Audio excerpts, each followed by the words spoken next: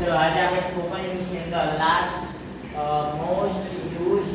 word in routine life ની અંદર જે સેન્ટેન્સ બાકી રહે છે આજે સ્ટાર્ટ કરીએ છીએ અને આજે પૂરા કરી દઈશું આપણે આજનું ફર્સ્ટ સેન્ટેન્સ છે what will I do for you what will I do for you do એટલે કરવું I એટલે હું for એટલે માટે you એટલે તમારા will એટલે ભવિષ્ય બરાબર અને what એટલે શું હું તમારા માટે શું કરી શકું બરાબર એવું છે why did not you come why didn't પણ બોલી શકો did not પણ બોલી શકો બરાબર તો why did not you come why એટલે શા માટે did not એટલે નથી છે not you એટલે તમે come એટલે આવું પણ ગયા હતા એવું થશે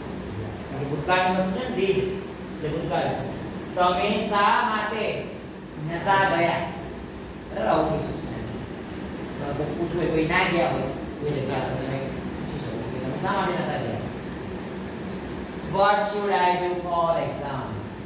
I એટલે હું do એટલે કરવું for એટલે માટે શાના માટે exam એટલે પરીક્ષા માટે અને should એટલે જોઈએ અને what એટલે શું મારે પરીક્ષા માટે શું કરવું જોઈએ એવું બરાબર તો તમે પોતાની જાતને કહી શકો કાં તો બીજાને કહી શકો કે મારે પરીક્ષા માટે શું કરવું જોઈએ પરીક્ષા આવી છે બરાબર રાજ ને વિનીત તો are you ready to go are you એટલે તું તમે ready એટલે તૈયાર to go એટલે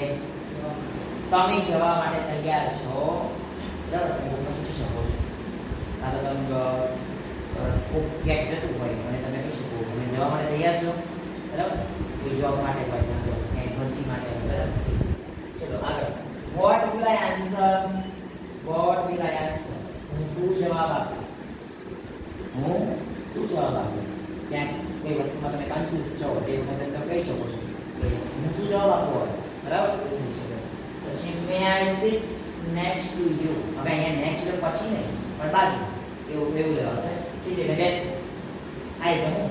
ટુ યુ એટલે તમે મેં એટલે રિક્વેસ્ટ દર્શાવે છે શું હું તમારી બાજુમાં બેસી શકું છું બરાબર આવું થશે હું બેક મને તમે બેસો તો આવું પરમિશન તમે માંગી શકો છો